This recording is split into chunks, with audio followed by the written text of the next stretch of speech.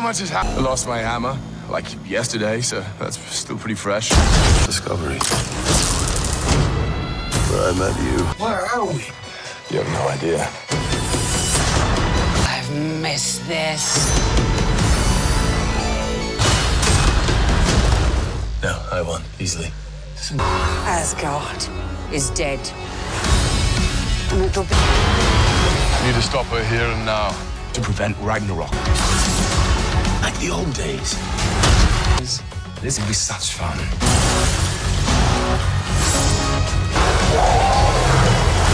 He's a fighter.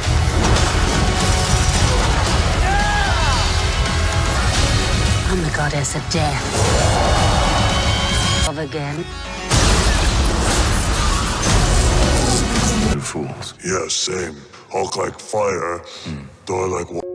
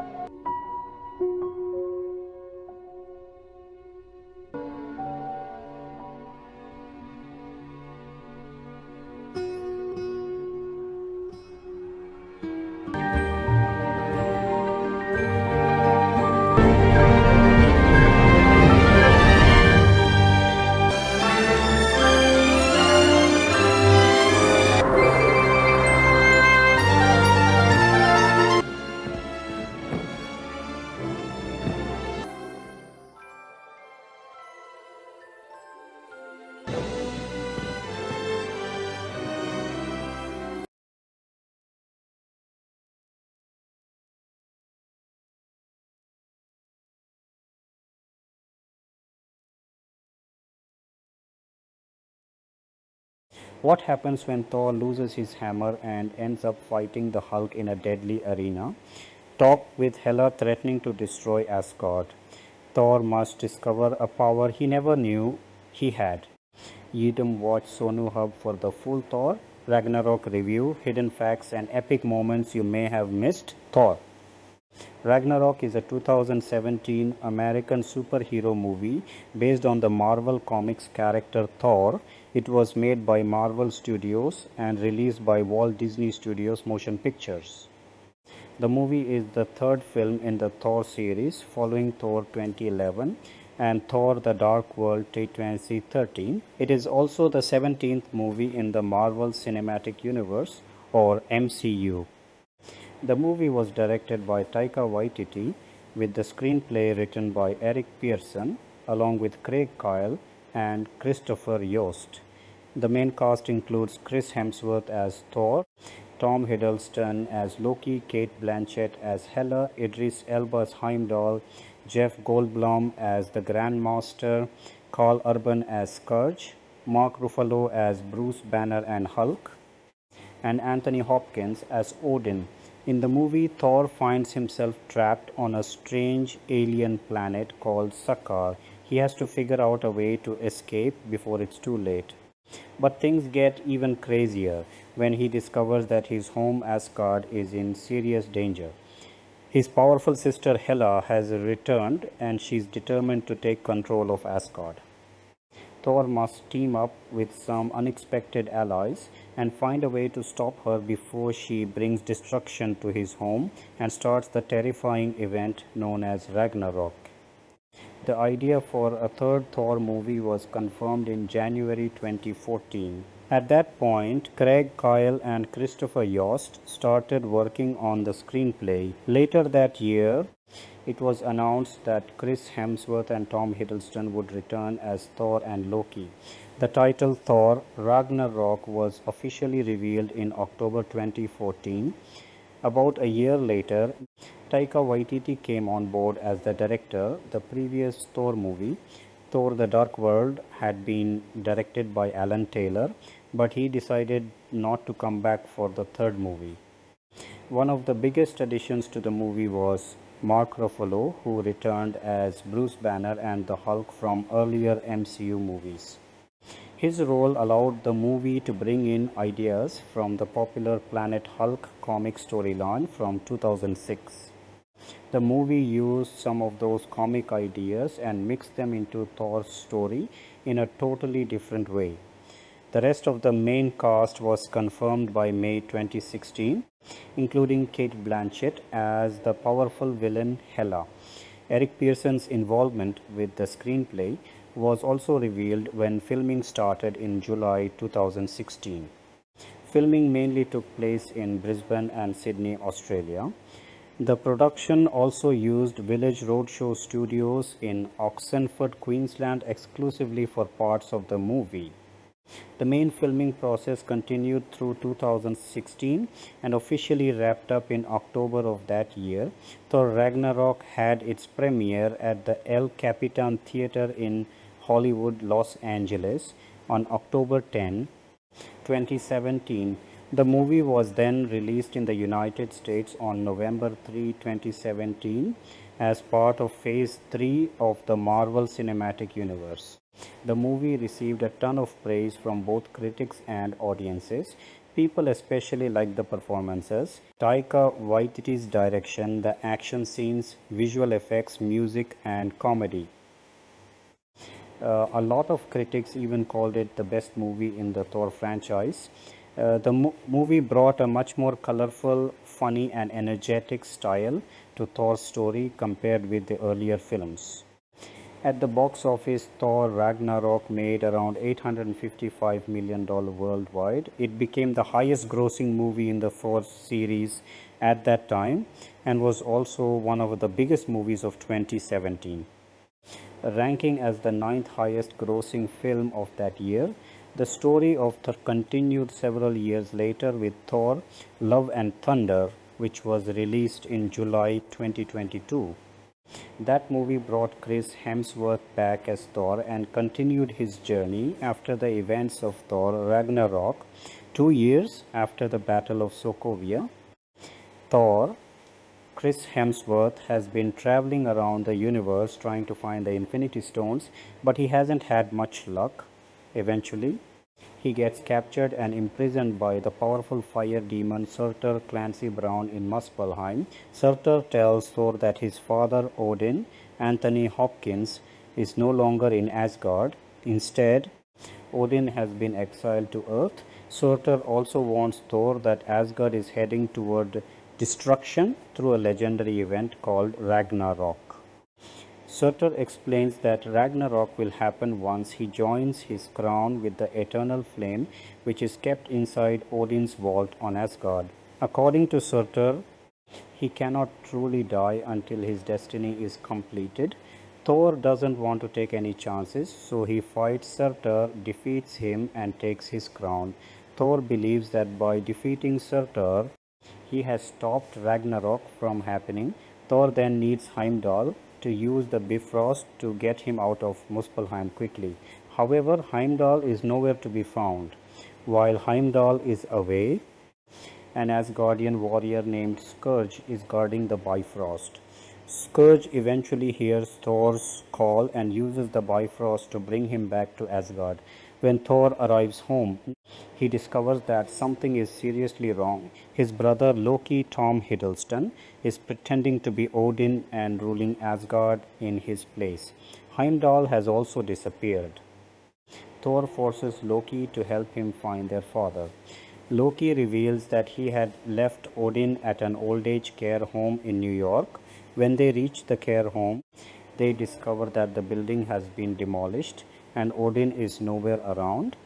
Thor and Loki are confused about where their father could have gone. Their search eventually leads them to Dr. Stephen Strange, Benedict Cumberbatch, on Earth. Strange explains that he keeps track of strange beings arriving on Earth and considers Loki a serious threat. However, he is willing to help because Thor plans to take Loki and Odin back to Asgard as soon as they find their father. With Doctor Strange's help, Thor and Loki locate Odin in Norway. Odin tells his son that he is dying and his death will have a major consequence. Once Odin dies, his firstborn child Hela, Cate Blanchett, the goddess of death, will be released from the prison where she has been trapped for many years. Odin explains that Hela was once the leader of Asgard's armies. In the past, She fought alongside Odin and helped him conquer the 9 realms. But Hela became too ambitious and wanted even more power. Odin eventually became afraid of what she had become, so he defeated her, locked her away, and erased her from Asgard's history. Soon after explaining the truth, Odin dies. Almost immediately, Hela is released from her prison and returns to the world.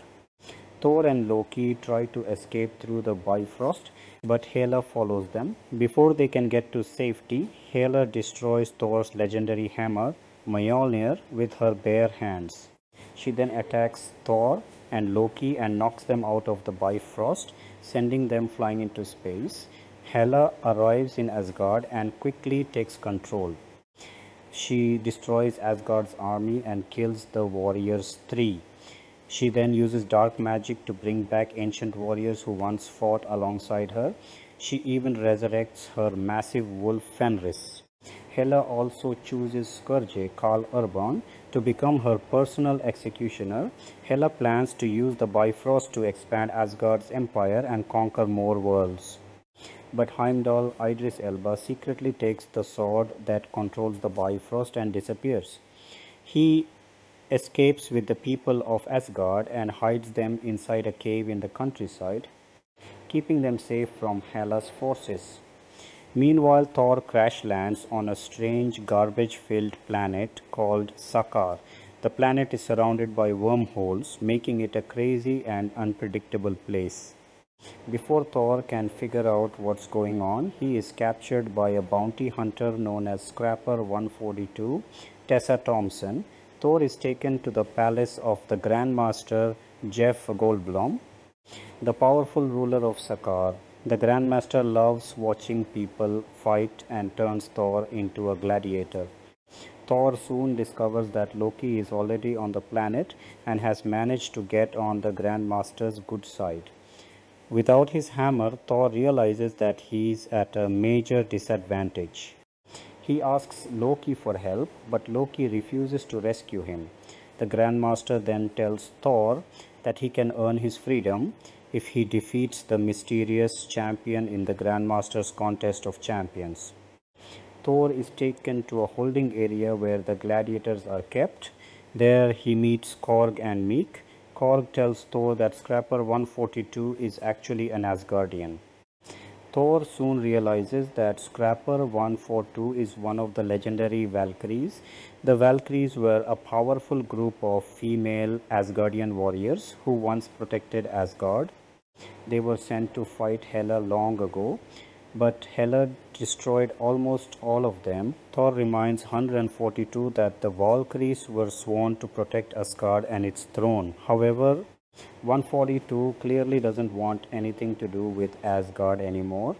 She has become a tough, hard-drinking bounty hunter and prefers to stay away from her old life.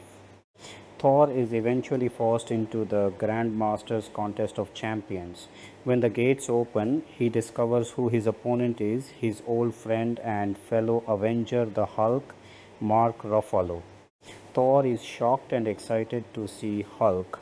But Hulk doesn't remember Thor as a friend and immediately starts beating the living daylights out of him.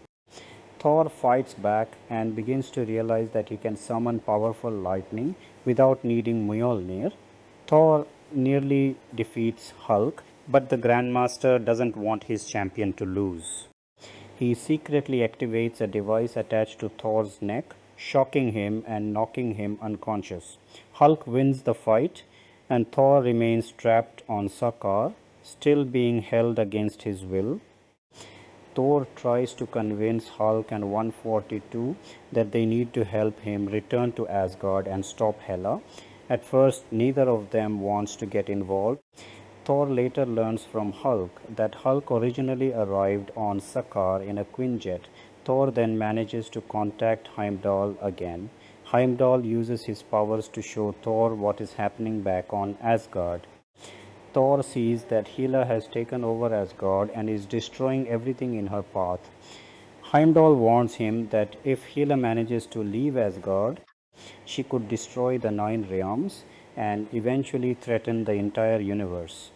Heimdall tells Thor that Sakaar is surrounded by different cosmic pathways created by wormholes. He advises Thor to use the biggest pathway to find his way back to Asgard. Thor eventually escapes from the Grandmaster's palace and finds the Quinjet that brought Hulk to Sakaar. Hulk follows him to the ship. Inside the Quinjet, Hulk sees a recording of Natasha Romanoff, also known as Black Widow, Scarlett Johansson. Hearing her voice causes Hulk to finally calm down and transform back into Bruce Banner for the first time since the Battle of Sokovia. The Grandmaster orders 142 and Loki to track down Thor and Hulk. However, things don't go according to plan. Loki and a 142 fight, and Loki uses his powers to force her to remember the painful moment when Hela killed the other Valkyries. This brings back 142's memories and reminds her of the horrible experience she had tried to forget. Realizing that Thor is right and that Asgard needs help, 142 decides to join him. She takes Loki captive to prove that she's serious about helping Thor. Loki doesn't want to be left behind, so he eventually gives the group a way to steal one of the Grandmaster's ships. Thor, Banner 142 and the others then prepare to escape Sakaar. They also decide to free the other gladiators. Korg and Meek help lead a rebellion against the Grandmaster. The gladiators take over the ship and join Thor's mission to escape the planet. Loki, however, once again shows that he can't resist betraying his brother. He tries to turn Thor over to the Grandmaster in exchange for a reward, but Thor knows Loki too well and sees the betrayal coming. Thor leaves Loki behind on Sakaar. Korg and the other gladiators soon find Loki and they bring him along with them. Thor, Bruce Banner, and 142 finally travel through the wormhole and return to Asgard. When they arrive, Hela's forces are already attacking Heimdall, and the surviving people of Asgard. Bruce realizes that they need Hulk's strength, so he transforms back into Hulk and takes on Hela's giant wolf Fenris. At the same time, Thor and 142 fight. Scourge and the undead warriors Hela has brought back. Loki and the gladiators arrive just in time to help. The people of Asgard begin boarding the large ship so they can escape the doomed realm. Scourge finally realizes that Hela has completely destroyed everything he once cared about. He decides to do the right thing and sacrifices himself to protect the people of Asgard. His final act gives the citizens enough time to escape. Thor stays behind to confront Hela. During the battle, Hela overpowers him and destroys one of his eyes. Thor is badly injured, but then he has a powerful vision of his father. Odin reminds Thor that he is the god of thunder. His power was never actually connected to Mjolnir.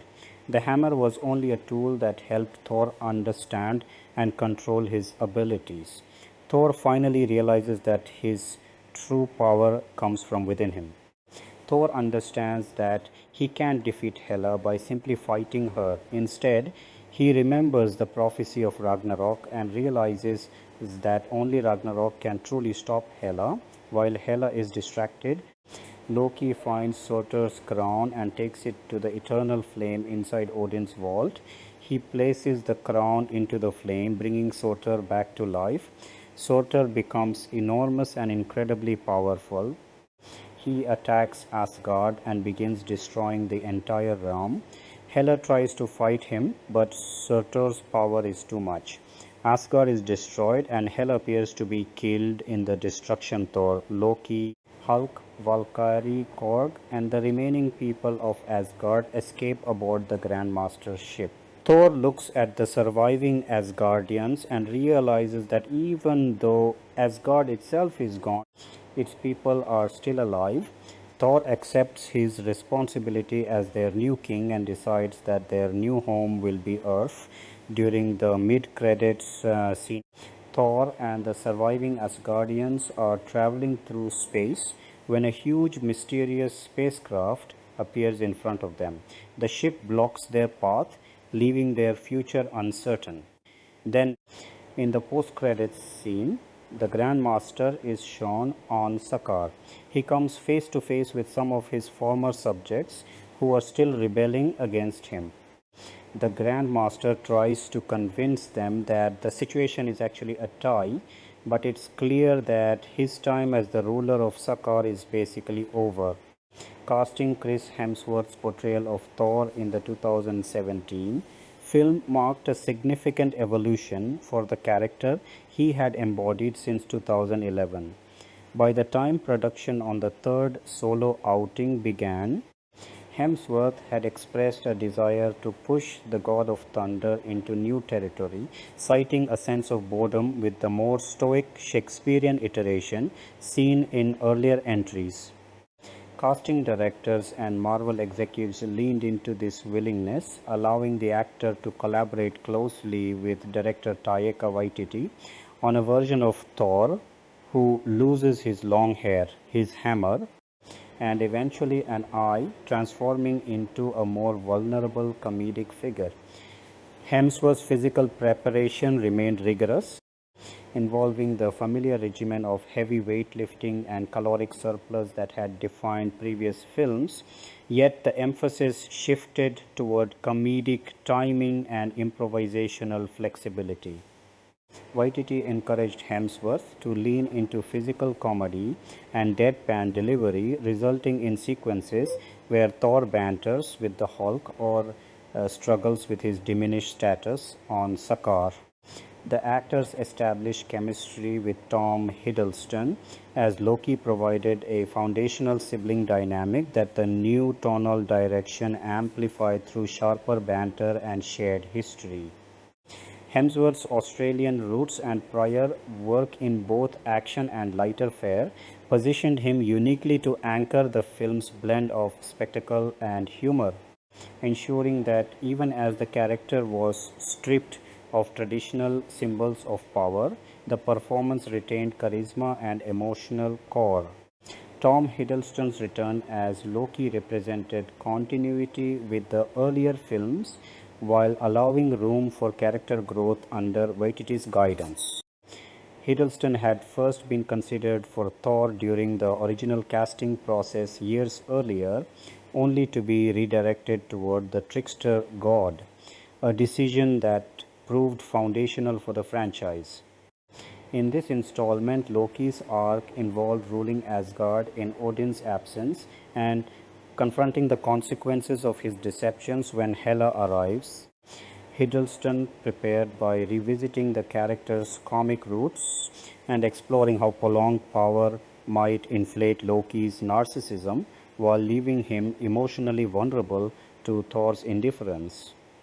On set, the actor engaged in extensive improvisation, particularly in scenes opposite Hemsworth and later with the ensemble on Sakaar. The casting of Hiddleston ensured that the sibling rivalry remained a central emotional thread, even as the film expanded into cosmic comedy. His physicality, including the practiced grace of illusion and combat, continued to distinguish Loki from other MCU antagonists, while the lighter tone allowed Hiddleston to emphasize the character's theatrical flair without undermining the underlying menace. Cate Blanchett's casting as Hela, the goddess of death, introduced the first major female villain in the Marvel Cinematic Universe's feature films. Announced in May 2016 alongside other key additions, Blanchett's involvement stemmed from her admiration for Waititi's earlier independent work and the opportunity to portray a powerful, unapologetic antagonist. She cited three primary attractions: working with Waititi, embodying the goddess of death, and filling the absence of a significant female Marvel villain. Blanchett approached the role with limited prior knowledge of the comics, treating the process as one of discovery rather than strict fidelity. She collaborated extensively with the design, makeup, and visual effects teams, drawing inspiration from fan cosplay videos on platforms like YouTube to inform Hela's evolving look as her power grew. The character's iconic antlered headdress was largely digital, requiring Blanchett and her stunt double Zoe Bell to perform while imagining the weight and presence of the headpiece. Physical preparation included intensive combat training focused on generating blades from her hands and cape, with motion capture markers placed on the practical costume elements to integrate live performance with CGI. Blanchett's classical training and prior experience in large-scale fantasy productions such as the Lord of the Rings trilogy equipped her to deliver a performance that balanced regal authority, sadistic humor, and raw destructive power. The decision to make Hela Thor's older sister rather than solely tied to Loki, as in some comic and mythological versions, heightened the familial stakes and allowed Blanchett's portrayal to explore themes of suppressed history and rightful inheritance. Idris Elba's reprise of Heimdall provided a stabilizing presence amid the film's tonal shift. Elba had originated the role in the first Thor film and returned for subsequent appearances, bringing a commanding physicality and measured intensity to the all-seeing guardian of the Bifrost. Casting continuity for Heimdall was never in serious question, as the character's loyalty to Asgard and connection to Thor remained narratively essential. Elba's preparation involved maintaining the character's dignified bearing while adapting to sequences that placed Heimdall in more active combat and leadership roles among the Asgardian refugees. His presence grounded the mythological elements even as the story ventured into the absurdities of Sakaar, and his interactions with the ensemble reinforced the film's themes of home and duty. Jeff Goldblum's selection as the Grand Master and Elder of the Universe, ruling the chaotic planet Sakaar, exemplified Whitey's preference for casting that prioritized distinctive personality over strict comic accuracy. The role was written with Goldblum specifically in mind by screenwriter Eric Pearson after the actor was floated as a possibility. Early drafts had explored various interpretations of the character, ranging from power-hungry to coolly vindictive, but Goldblum's involvement locked in a hedonistic improvisational approach. There was a brief period when it appeared Goldblum might not be available, prompting concern among the writers about how to proceed with the eccentric overload of the Contest of Champions. Once secured, Goldblum worked closely with Waititi, who instructed him to avoid overly theatrical or cartoony choices and instead channel a contemporary, slightly straight version of his natural persona while improvising freely. The actor described the process as generating numerous options for each scene, trusting the director's editing to select the most effective takes. Visual design deliberately avoided the full blue skin of the comics, partly because Goldblum had previously appeared blue in another film, and partly to preserve the impact of casting a recognizable star. Instead, blue facial accents and elaborate costumes evoked the character without obscuring the performance.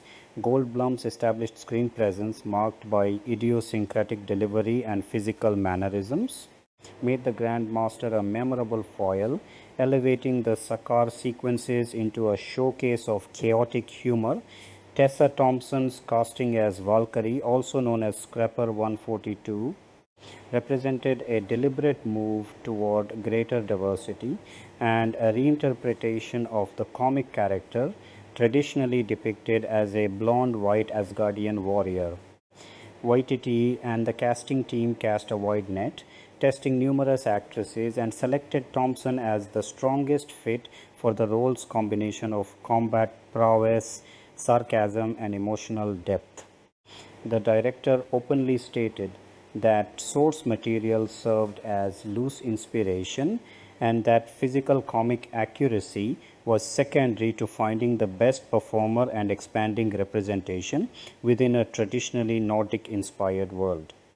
Thompson, coming off standout work in Creed and earlier independent films, prepared with intensive sword training and physical conditioning under trainers experienced with competitive bodybuilding regimens.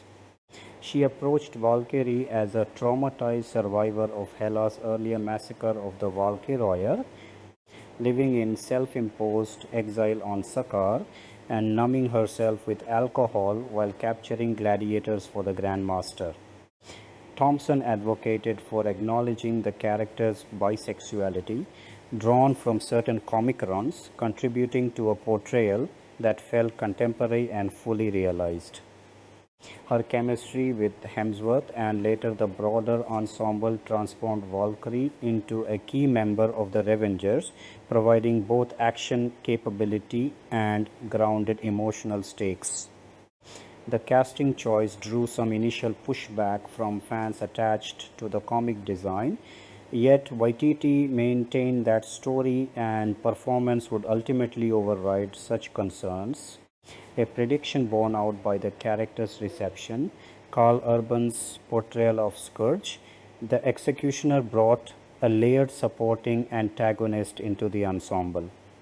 Announced concurrently with Blanchett, Goldblum and Thompson in May 2016, Urban was drawn to the role by the opportunity to work with Waititi and Blanchett, with whom he had shared the Lord of the Rings films without overlapping scenes, as well as by the character's clear arc from opportunistic survivor to eventual redeemer.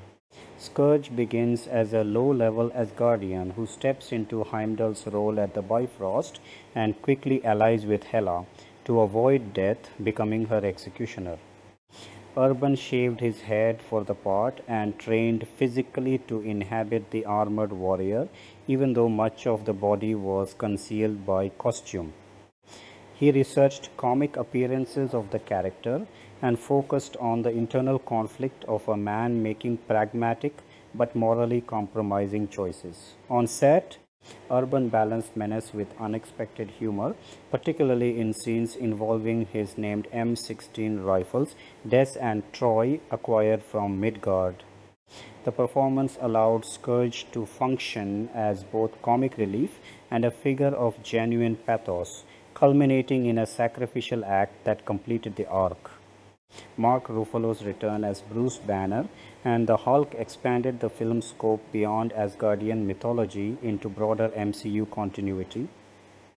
Ruffalo had established the dual role in the Avengers and Age of Ultron, and his inclusion was a deliberate creative decision to pair Thor with another Avenger for new dynamic possibilities.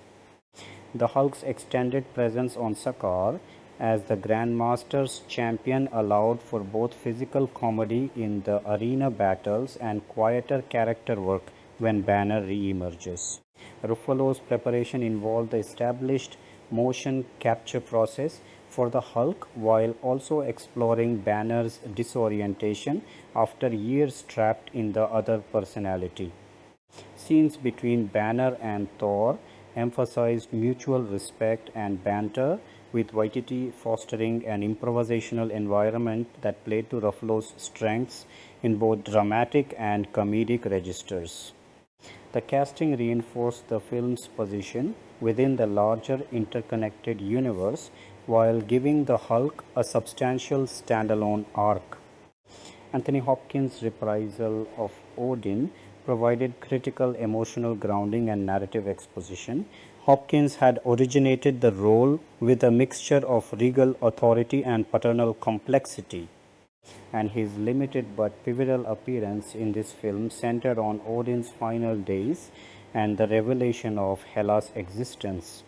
The actor's presence lent gravitas to the family drama, and his scenes with Hemsworth and Hiddleston carried the weight of unresolved history. Casting continuity for Odin was essential to the story's exploration of legacy and the consequences of suppressed truths. Benedict Cumberbatch's cameo as Doctor Strange integrated the film more tightly with contemporaneous MCU entries. The brief but stylish sequence in the Sanctum Sanctorum allowed for cross-franchise humor and visual flair, with Cumberbatch's established portrayal of the Sorcerer Supreme requiring minimal additional preparation beyond coordination with the existing performance style. The casting choice underscored Marvel's strategy of interweaving characters across films to build a shared world. Taika Waititi himself took on the motion capture and voice role of Korg, the Cronan gladiator whose dry New Zealand accented delivery became a fan favorite.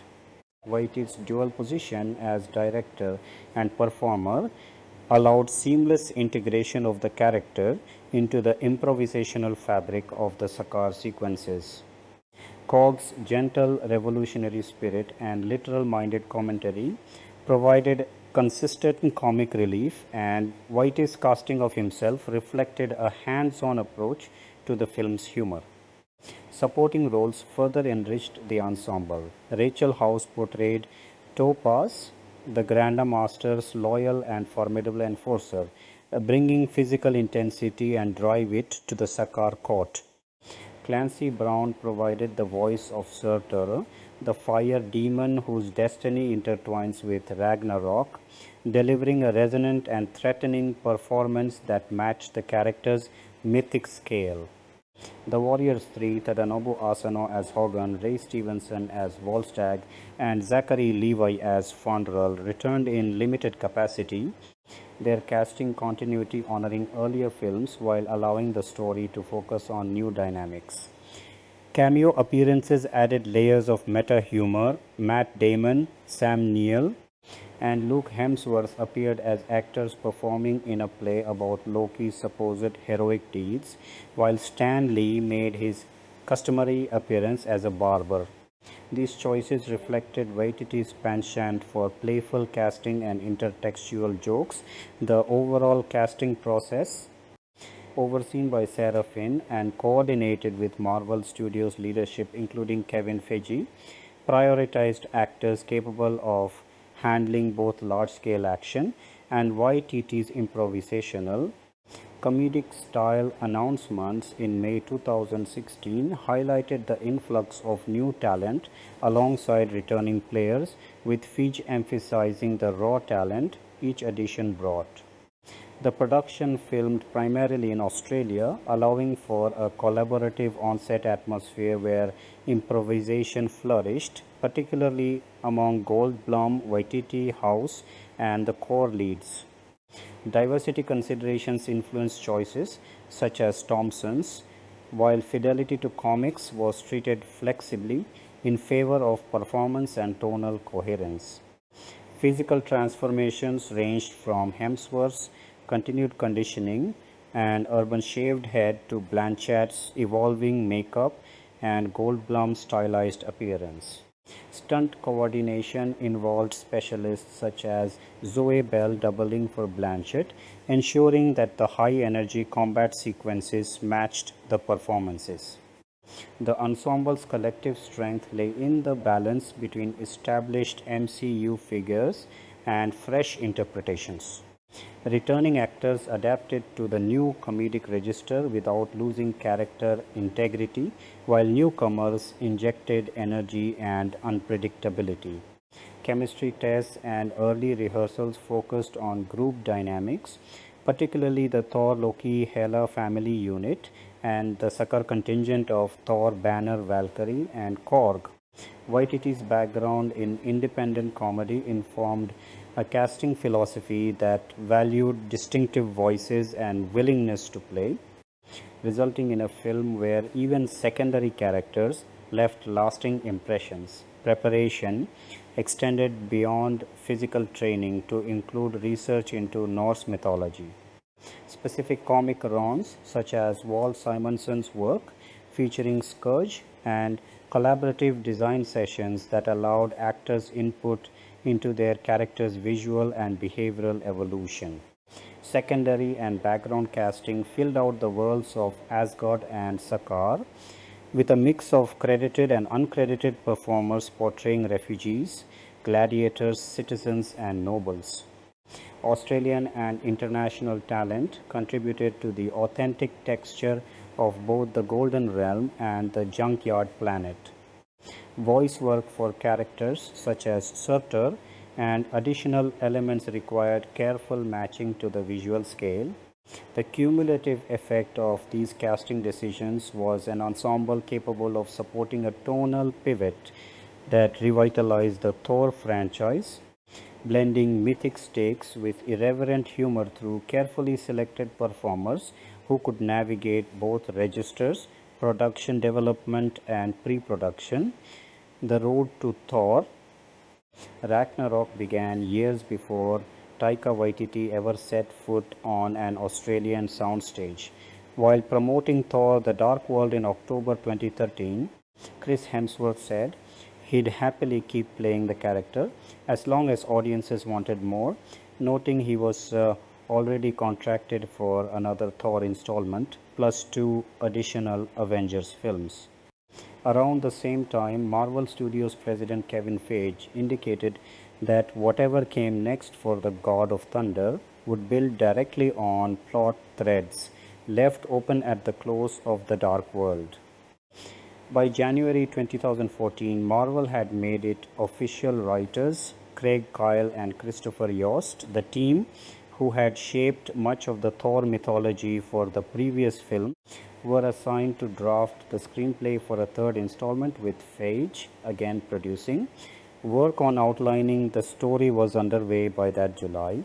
Then, at the end of October 2014, Feige revealed the title that would define the project's identity for the next 3 years, Thor Ragnarok, alongside a planned release date of July 28, 2017.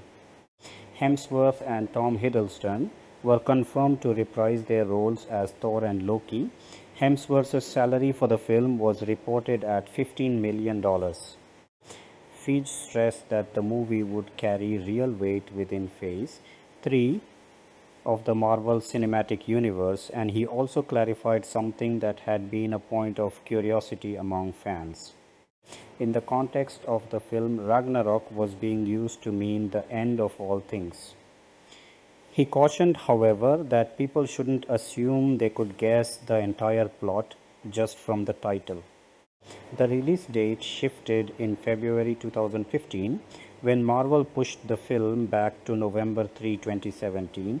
That April, Feige said he expected a completed draft of the script soon, and the following month he indicated that a director, an additional writer, and further casting news would arrive toward the end of the summer, with filming targeted for June 2016.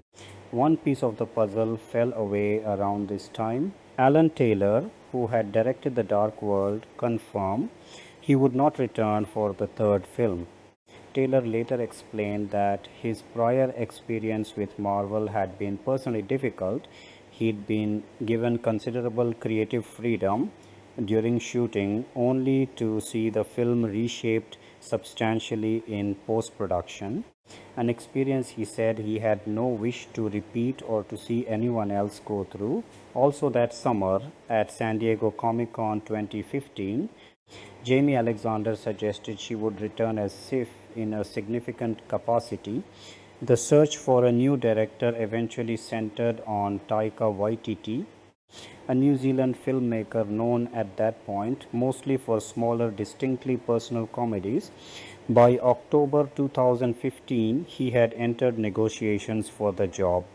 He wasn't the only name in the mix. Ruben Fleischer, Rob Letterman, and Rawson Marshall Thurber were also under consideration, and Elizabeth Banks had expressed interest in pitching for the film, though she never actually got the chance to meet with Marvel about it. As part of the selection process, the studio presented prospective directors with roughly 10 different conceptual takes on what the movie could become and asked each of them to return with a clearer vision. Waititi's approach was unusual. He assembled a sizzle reel using footage from other films to communicate tone and comedic sensibility. Built around a soundtrack that included Led Zeppelin's Immigrant Song, cutting together a reel like this wasn't standard practice at the studio, but Feige and his team were struck by it. The use of Immigrant Song in particular helped crystallize for Feige what Waititi's version of the film could look like, and the song eventually made its way into both the finished movie and its marketing. Waititi had previously said back in 2012 that he had no real interest in directing large studio features where artistic vision tends to get subordinated to profit motives. But he explained his change of heart by describing the opportunity as feeling like a guest pass into Marvel's world, paired with the creative latitude to make something distinctly his own. His hiring was confirmed by multiple outlets later that October. That same month, Mark Ruffalo was finalizing his own return as Bruce Banner, a deal that was confirmed shortly afterward.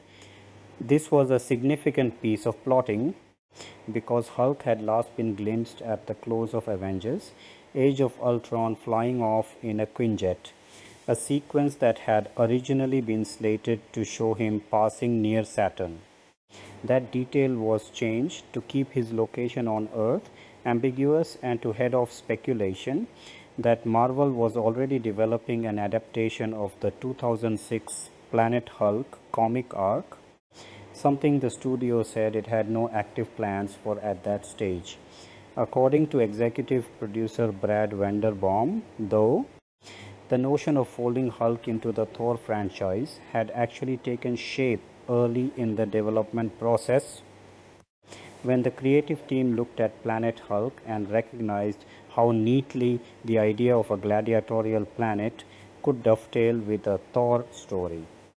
Feige later described how the writer's room initially aimed for something totally different, centered on Thor's fractured relationship with Loki and concepts drawn from Hela Valkyrie, Balder the Brave, and Beta Ray Bill, before landing on the idea of sending Thor into deep space, jokingly nicknamed Planet Thor internally, which in turn led to bringing Hulk along for the ride and revealing where he'd actually ended up after Sokovia.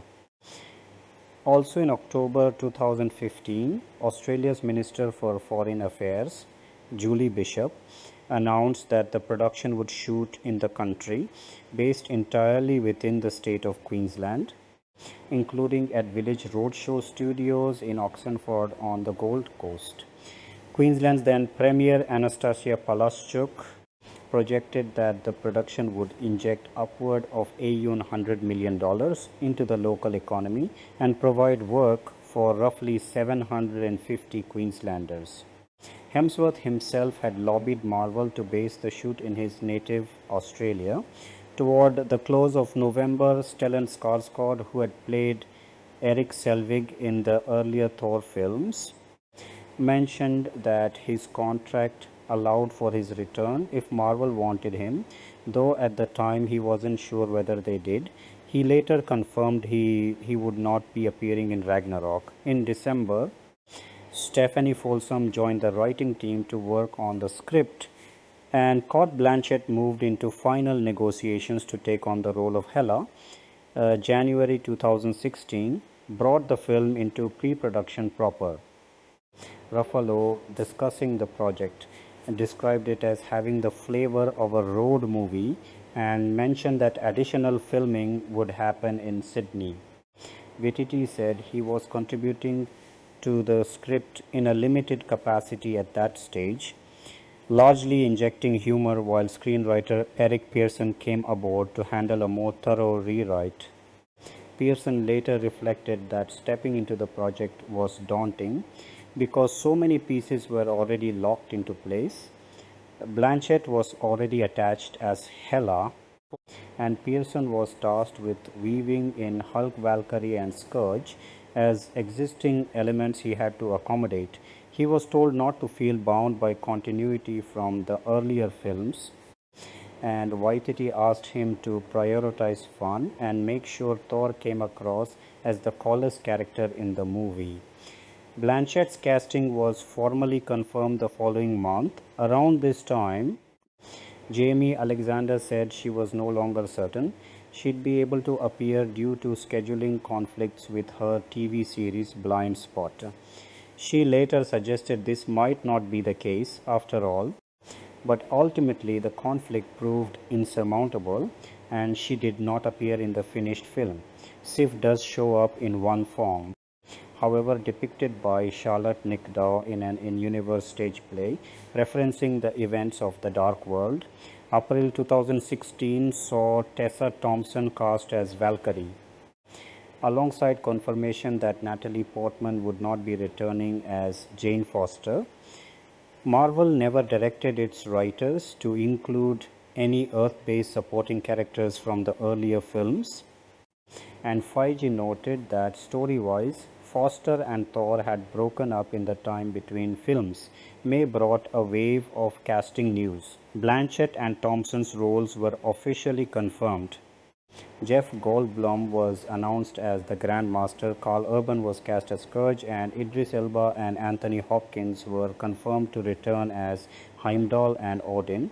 In early June, Palashchuk and Marvel Studios executive David Grant announced that principal photography would begin on July 4, 2016, with Weta Workshop handling props for the production. Before the sets built for Doctor Strange were torn down, Waititi wrote and shot a brief scene in which Thor encounters Benedict Cumberbatch Stephen Strange. Marvel and Doctor Strange director Scott Derrickson liked it enough that the same footage was used to close out Doctor Strange's own credit sequence, serving as a bridge introducing Strange into the wider Marvel Cinematic Universe. Feige emphasized that, unlike its two predecessors, Ragnarok would take place mostly away from Earth, largely out among the stars, visiting a variety of planets beyond the 9 realms already established in the franchise. To help ground the film's excursions into interstellar travel, Waititi consulted with theoretical physicist Clifford Johnson, who reviewed early drafts and offered ideas that could nod toward the classic comic book version of the character. Johnson had previously advised on the second season of the TV series Agent Carter. Astrophysicist Adam Frank also consulted on matters like wormholes and interstellar travel. Comics artist and Thor co-creator Jack Kirby was cited as one of Waititi's principal visual touchstones, while Winderbaum pointed to Walt Simonson's celebrated Ragnarok comic book arc as an inspiration for tone and narrative texture, along with Jason Aaron's Thor God of Thunder run, which shaped Hela's design and powers. Waititi described Sakaar, the junk planet borrowed from planet Hulk, as representing the single biggest tonal shift for the franchise, while Winderbaum colorfully called it the toilet of the universe, a dumping ground fed for eons by wormholes, spitting out debris and travelers alike. The film also visits Muspelheim, one of the 9 realms and the domain of the fire demon Surtur. Production designer Dan Henna conceived of it as a kind of Dyson sphere drawing energy from a dying star. Henna also aimed to give Asgard a more grounded human-scaled feel than in prior films by incorporating smaller architectural details, and modeled Sakaar's gladiatorial arena partly on Roman Colosseums while pushing the aesthetic in a stranger, more alien direction, complete with towering standing room bleachers. Waititi described his overarching aim as reinventing the franchise almost from scratch, dismantling the established version of these characters and rebuilding them with fresh energy, to the point where making the film felt in spirit, like returning to the very first Thor movie. He said he respected the earlier installments, but wanted this one to feel like a standalone artistic statement since it might be the only opportunity he'd get to put his own stamp on a Marvel film. This lighter, weirder tonal shift was something Hemsworth had been hoping for as well. He had felt the previous films, especially The Dark World, leaned too heavily into a self-serious Shakespearean register and lacked the playful sense of adventure he wanted to see brought back, comparing the tonal ambition to something more like Guardians of the Galaxy. He spoke of wanting the character and the franchise to avoid becoming predictable, favoring instead something genuinely unexpected. In terms of franchise chronology, the events of Ragnarok were set 4 years after The Dark World, 2 years after Age of Ultron, and roughly concurrent with Captain America, Civil War, and Spider Man Homecoming, reflecting how, as Winterbaum put it, storylines in Phase 3 had begun to overlap in time rather than proceeding strictly one after another. The film's ending was also designed to feed directly into Avengers. Infinity War. Hemsworth spoke with Infinity War directors Anthony and Joe Russo before he even received the Ragnarok script, specifically to understand how the two stories would connect. And he later said the film flowed naturally into what came next. Winterbaum compared the disruptive effect Ragnarok has on the established mythology of Asgard to the way Captain America, the Winter Soldier, had dismantled assumptions about SHIELD. Filming principal photography began on July 4, 2016 under the working title Creature Report, based at Village Roadshow Studios in Oxenford on the Gold Coast, where the production had exclusive use of all 9 of the facility's sound stages. Additional shooting took place elsewhere around Queensland, including in Tamboree National Park. A 4-day stretch of filming in the Brisbane Central Business District from August 22 to 25 doubled the area for New York City. Spanish cinematographer Javier Aguirre shot the film. He later described the experience as an unusual mix of satisfaction and frustration, feeling that his role was largely in service of the director's and visual effects supervisor's vision, while also expressing genuine happiness at having risen to the technical demands of the production. Speaking later in July about the film's buddy comedy dynamic, Waititi acknowledged that the script was still evolving and that the eventual shape of the finished movie remained uncertain, though he confirmed there would be clear buddy picture elements running through the relationship between Thor and Hulk. He described the tonal target as a 70s-80s sci-fi fantasy and only half-jokingly called it the strangest of all the Marvel films to date, pointing to Big Trouble in Little China as the closest tonal cousin. The road trip structure of the story drew inspiration from films including 48 HES with Nail and Eye and Planes, Trains and Automobiles. Waititi also had department heads across the production watch Flash Gordon before starting work as a kind of tonal touchstone. Concept art unveiled at San Diego Comic-Con in 2016 confirmed that the character Fenris Wolf would make an appearance in the film. By August, the production had issued termination notices to more than 100 set and construction workers, prompting complaints from some crew members that they had been promised work through October or November, and that New Zealand-based crew were receiving preferential treatment over local Australian workers.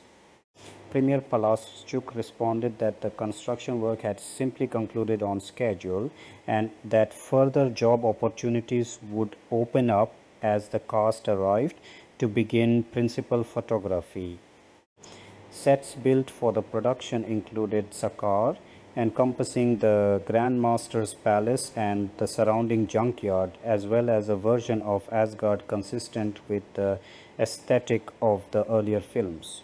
The interior set of the Avengers Quinjet, originally built for 2012's The Avengers, was shipped to Australia for use in the new film. Waititi, who is of Maori descent, made a deliberate point of prioritizing the hiring of Indigenous and Aboriginal Australians as well as New Zealanders across departments on the production.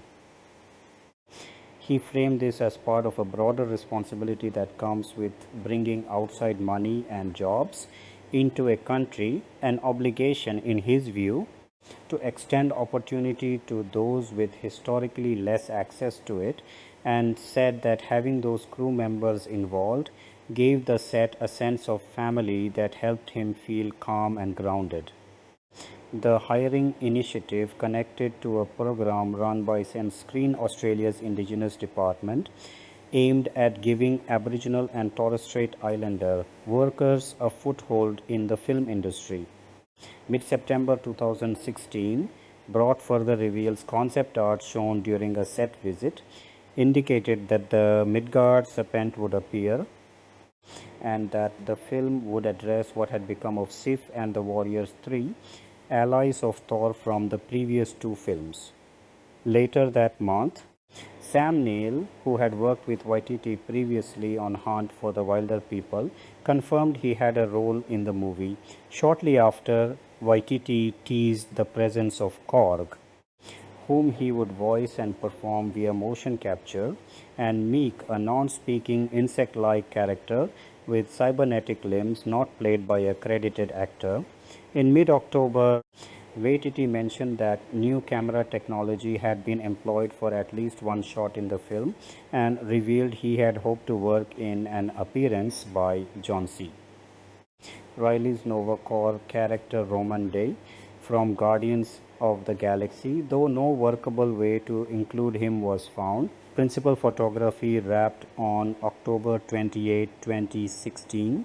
Second unit work was carried out on Dirk Hartog Island of Western Australia and in New Zealand's South Island. According to Waititi, roughly 80% of the dialogue in the finished film was improvised on set, a technique meant to foster a loose, collaborative atmosphere among the cast and consistent with his working method on earlier, smaller films. He described his directing style as frequently standing right next to the camera, calling out alternate lines for actors to try in the moment.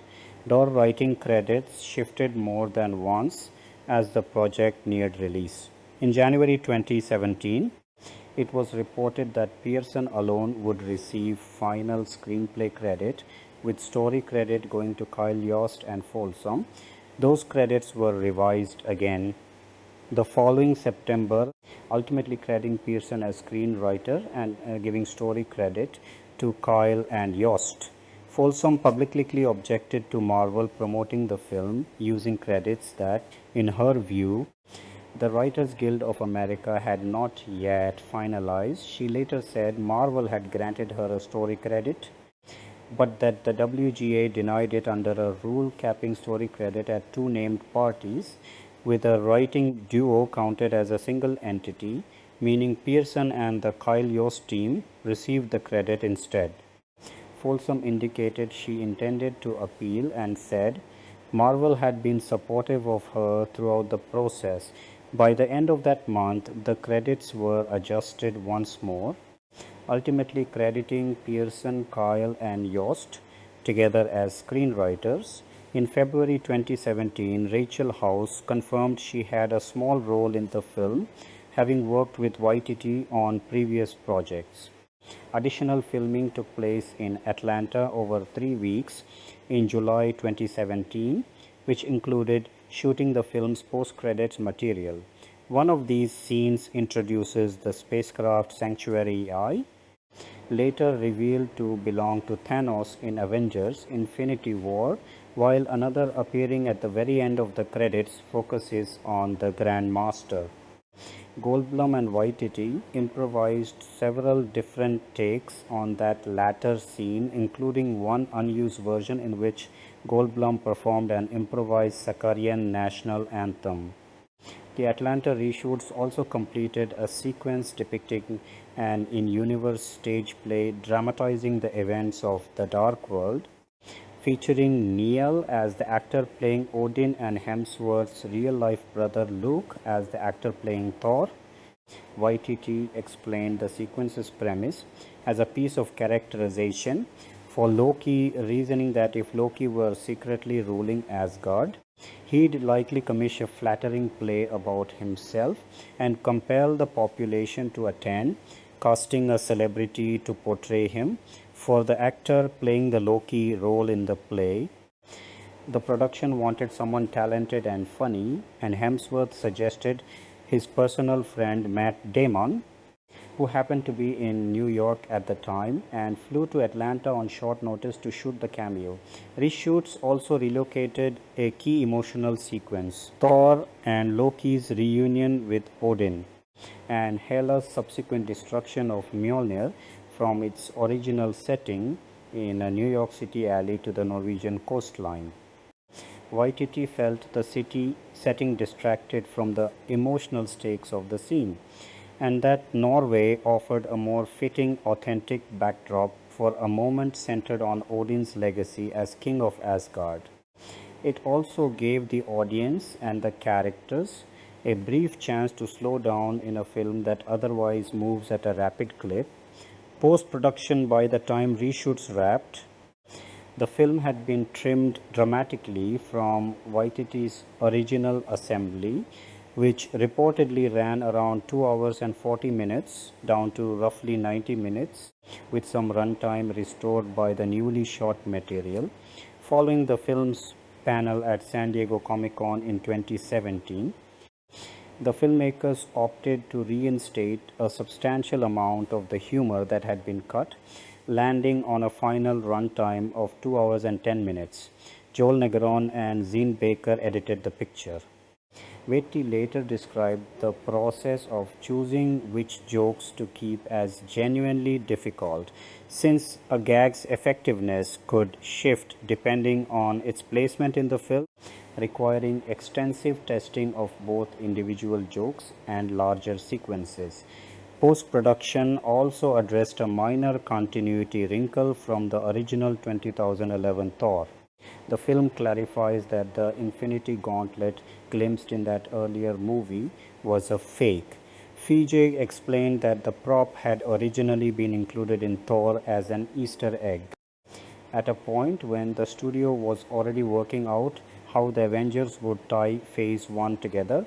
But once the Avengers was released and planning began in earnest for Infinity War, the studio realized the gauntlet seen years earlier in Thor couldn't logically be the real one, and internally treated it as a fake, a detail. Ragnarok was ultimately built around purely for the opportunity to make the joke explicit on screen. Visual effects for the film were handled primarily by Industrial Light and Magic's San Francisco and Vancouver studios, supported by Base FX, Animatrix, and Virtuos, along with contributions from Framestore, Method Studios, Vancouver, Digital Domain, Rising Sun Pictures, Luma Pictures, Double Negative, Ilora, Image Engine, Trickster, The Secret Lab, Whiskey Tree, Fin Designs, Plus Effects, and Perception. Pre-visualization was handled by the Third Floor and Day for Night. Luma Pictures produced more than 200 shots across 8 sequences, with particular focus on the characters Korg, using assets originally built by Framestore and Meek. Method Studios contributed over 450 shots, including Thor's opening confrontation with Surtur on Muspelheim and Hela's battle against Asgard's gods. Double Negative handled more than 190 shots centered on constructing the planet Sakaar, including its sprawling junkyard and its network of wormholes, the latter created in collaboration with Digital Domain. The film's main title sequence over the end credits was designed by Perception, ILM, which had worked on earlier cinematic versions of the Hulk, had to significantly increase the level of facial detail given the character's greatly expanded dialogue in this film. Visual effects supervisor Chad Weeb explained that Ruffalo's facial performances were newly captured for the film using a performance capture system called Medusa. The team recorded 90 distinct expressions in order to build an entirely new library capable of covering the Hulk's full range of human-like expressiveness. On set, a performer covered head to toe in green body paint mimicked the character's intended movements to help visual effects artists calibrate their work, and stunt performer Paul Lowe, who stands under 5 feet tall, stood in for Hemsworth during scenes involving the Hulk so that his stunt double's proportions relative to Thor would read correctly on screen. In some Thor Hulk interaction shots, a fully digital double of Thor, also built by ILM, was used to allow for greater camera flexibility. ILM handled every Hulk sequence apart from the climactic final battle, which Framestore completed using ILM's underlying character assets. Since Framestore was primarily responsible for the character rigging in that sequence, in total, Framestore delivered close to 460 shots encompassing digital doubles of Thor and Hela, the wolf Fenris, Korg, Meek, the towering reborn Surtur seen at the film's climax, and more than 9,000 individual buildings that made up Asgard. Built on foundational assets, Double Negative had originally created for the Dark World, altogether requiring more than 263 separate character, vehicle, prop, and crowd rigs. Rising Sun Pictures delivered more than 170 shots for the film, including the surreal flashback sequence depicting Valkyrie's past. That sequence is dreamlike.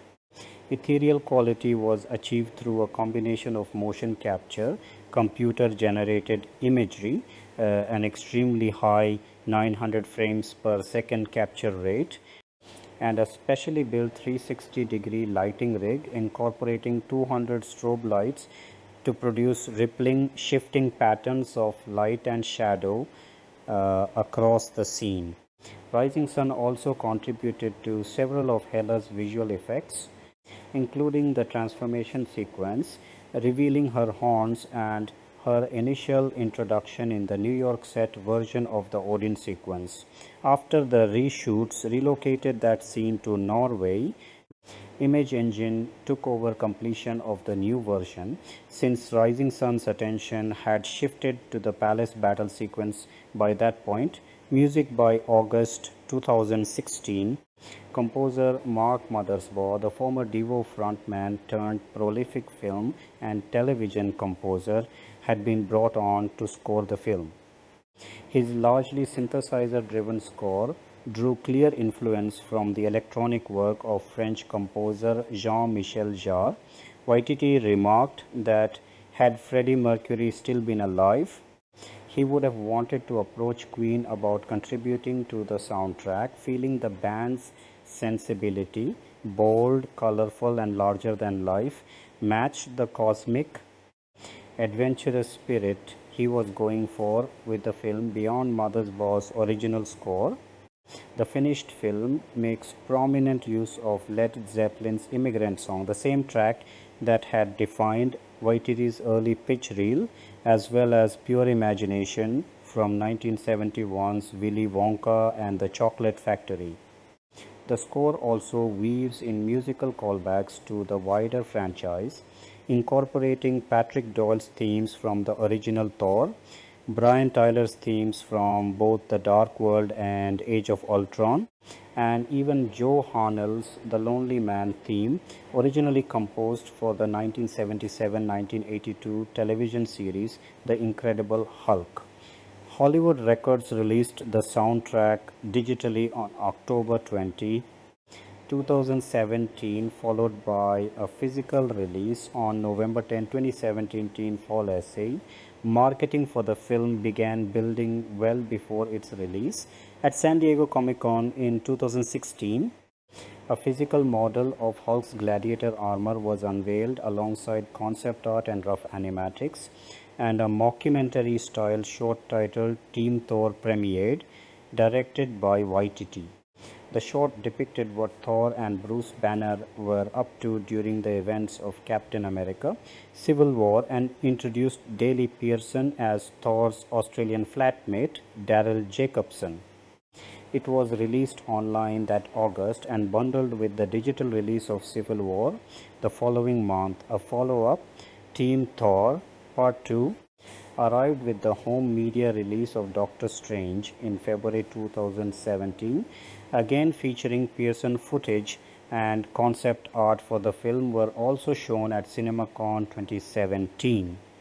The first teaser trailer dropped on April 10, 2017. Critics responded warmly. Screen Rant Sandy Schaefer called it a strong start with a distinctly playful vibe, largely credited to its use of immigrant song, while the Vergesheim Gartenberg suggested it might be the strangest Marvel movie yet, citing its costumes, makeup, and 80s inflected style. Nerdist's Michael Arbeiter praised the teaser's sense of imaginative scope, questioning whether any prior MCU entry had leaned so fully into the classic adventure genre. The trailer racked up 136 million views within 24 hours, the third highest total in that time frame, at the time trailing only The Fate of the Furious and It. It also became the most viewed trailer in Disney and Marvel history up to that point, surpassing prior records set by Beauty and the Beast and Civil War. One memorable line from the trailer, Thor introducing Hulk as a friend from work, reportedly originated from a suggestion made to Hemsworth by a child visiting the set through the Make-A-Wish Foundation on the day the scene was filmed. Props and costumes from the production were exhibited at D23 Expo 2017 alongside photo-op set pieces, and the costumes returned for display at San Diego Comic-Con 2017, where Waititi and cast members promoted the film with exclusive clips and a new trailer. Ethan Anderton of Film praised the blend of comedy and vivid comic book style action on display, while Collider's Hallie Fuchs expressed enthusiastic approval, and IO9's Jermaine Lucier called it one of the most purely entertaining Marvel trailers released to that point. The poster, released around the same time, drew its own praise. Comic book Resources Anthony Couto called it visually striking and symmetrically composed, while Collider's Matt Goldberg felt it signaled clearly that this Thor film would diverge sharply in tone from its predecessors. The Comic-Con presentation generated more social media conversation about the film than any other movie during that period, according to Comscore's pre-act tracking service, and Ragnarok remained the most discussed film online for 2 additional weeks. In August 2017, Marvel partnered with automaker Renault on a commercial supporting the launch of the Renault Kwid in Brazil, directed by Jonathan Garvit and shot in Sao Paulo, depicting the Hulk destroying an incoming satellite threatening the city. Framestore handled the visual effects, building on assets from its prior work on the character. That same month, Marvel joined with Dolby Laboratories, Synchrony Bank, the American Association for the Advancement of Science, Broadcom Masters, and the Society for Science and the Public to launch the Superpower of STEM Challenge, an initiative encouraging teenage girls to develop original science and technology projects benefiting their communities, with winners attending the film's world premiere and receiving mentorship opportunities. During the week of August 21, new clips of a Thor-Hulk confrontation, timed to coincide with the Mayweather-McGregor boxing match, helped push Ragnarok back to the top of social media conversation trackers. The film remained near the top of those rankings through much of September and October as additional clips and plot details emerged. Starting October 6, 2017, Disney California Adventure screened a sneak peek of the film with special in-theater effects at its Sunset Showcase Theater. Ahead of the film's US release, several cast members, Hemsworth, Hiddleston, Blanchett, Goldblum, Ruffalo, and Thompson appeared on The Late Late Show with James Corden to perform a deliberately low-budget stage play version of scenes from the film.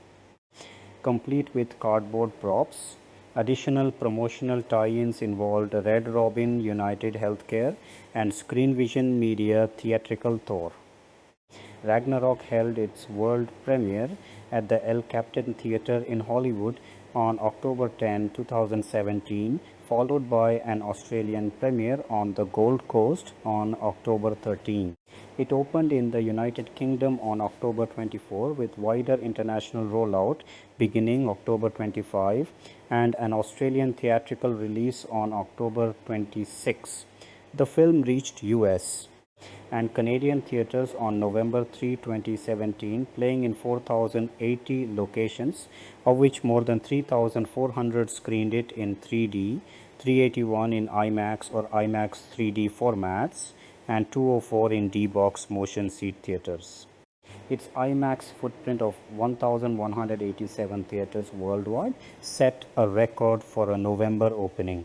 The film had originally been slated for a July 28, 2017 release before being pushed back, and it stands as part of Phase 3 of the Marvel Cinematic Universe. Home media Thor Ragnarok arrived on digital download via Walt Disney Studios Home Entertainment on February 20, 2018, followed by physical releases on Ultra HD Blu-ray, Standard Blu-ray, DVD, and on-demand platforms on March 6. These releases included behind the scenes, featurettes audio commentary, deleted scenes, a blooper reel, and Team Daryl, a further continuation of the mockumentary shorts in which the Grandmaster moves in with Daryl following Thor's departure. One deleted scene featured Michael Rooker reprising his Guardians of the Galaxy role as Yondu. Guardians writer-director James Gunn later clarified that Yondu was never actually intended for the finished film, and that Rooker had simply been on a nearby set recording material for a Halloween-themed variant of the Disney theme park attraction, Guardians of the Galaxy Mission Breakout, before stopping by the Ragnarok set on a whim. The film debuted at number 1 on the NPD Video Scan overall disc sales chart in its first week of release, a chart tracking combined DVD and Blu-ray sales, as well as topping the dedicated Blu-ray sales chart. Blu-ray discs accounted for 83% of unit sales, with Ultra HD Blu-ray making up 11% of that total. It also debuted at number 2 on the Media Play News rental chart, trailing only Coco.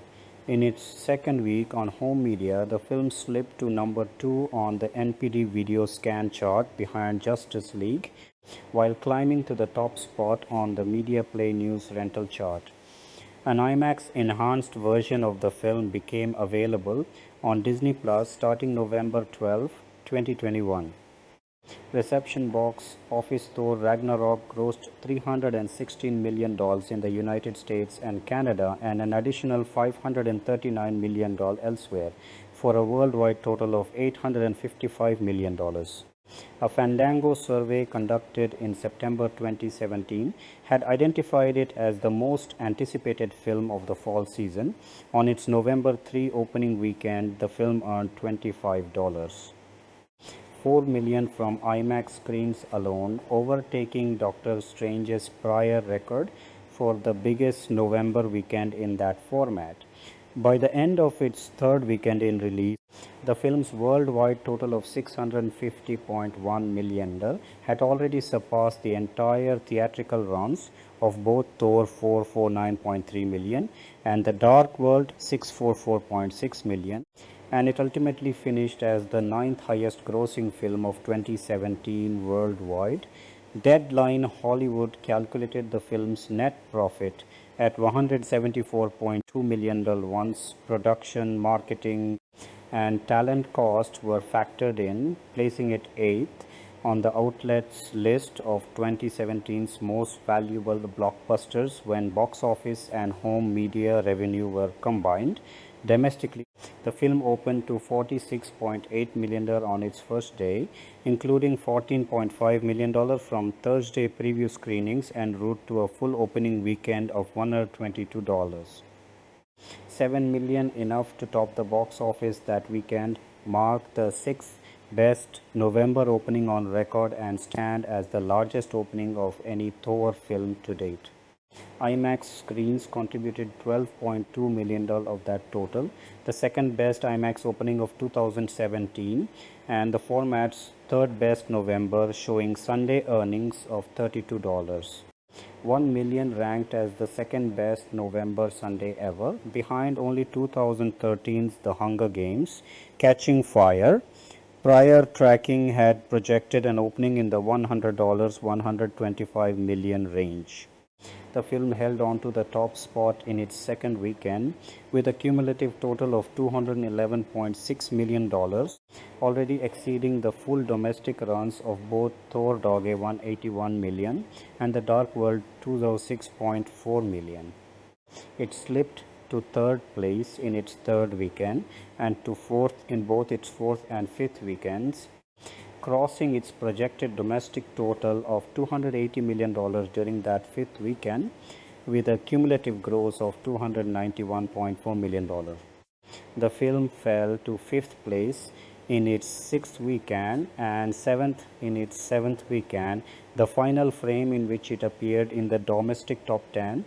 Internationally, the film opened in 36 markets in its first weekend, finishing first in every one of them and earning $109.1 million, including $6 million from 189 IMAX screens. Its United Kingdom debut of $16.2 million stood thus the best. October opening ever for Filmats Right, James Bond franchise.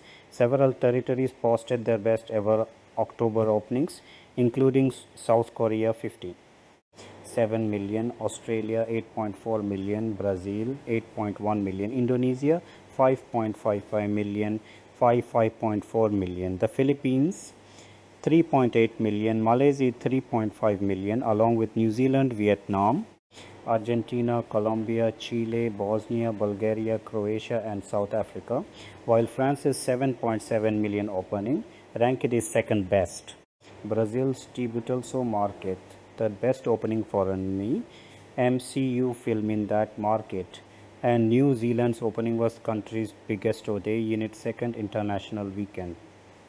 The film opened number 19 additional markets, including record-setting November debuts in China 56.3 million, with 6 million coming from 446 IMAX screens, Mexico 10.8 million, Germany 8.9 million, and India 5.5 million, while continuing to top many previously open markets. IMAX screens alone contributed an additional 13.2 million tweaked cell record November figure. Beats third international weekend the film remained number on in more than 30 countries and became the highest grossing superhero film ever released in the Czech Republic. Beats fifth weekend. I thought back on the highest grossing super say of film across Central and Eastern Europe as a whole, so far December 2017 accounting as three largest individual markets were China 112 million, the United Kingdom 4 million and South Korea 35.1 million. Critical response Thor Ragnarok was broadly celebrated by critics, with particular praise directed at the ensemble's performances. Chris Hemsworth, Tom Hiddleston, Cate Blanchett, Jeff Goldblum, Tessa Thompson, and Mark Ruffalo all drew widespread acclaim on Rotten Tomatoes.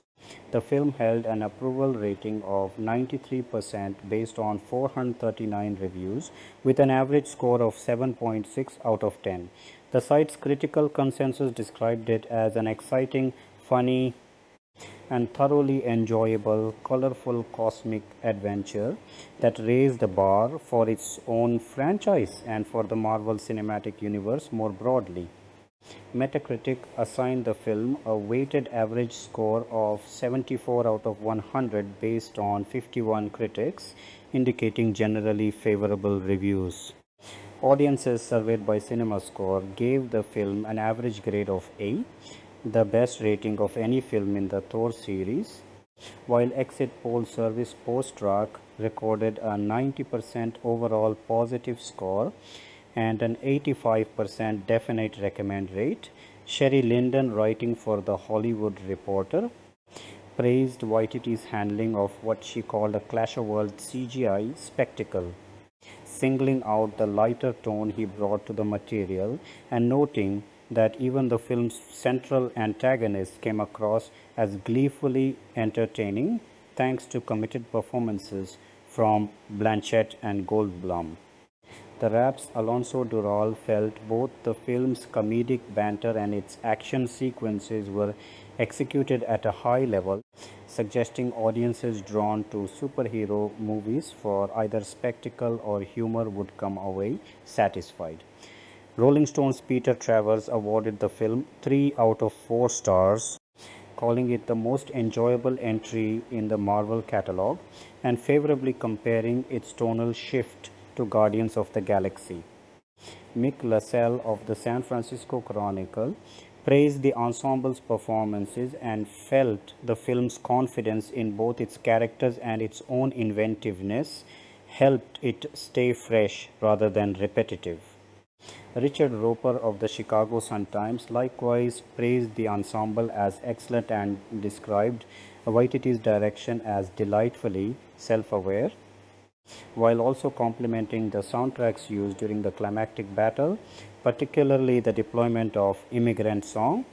Roger Ebert, Com's Matt Zoller Seats, gave the film 3 out of 4 stars, comparing Hemsworth's magnetic screen presence to that of classic Hollywood leading man Cary Grant, and crediting Hemsworth's charisma with holding the film together whenever it threatened to spin out of control.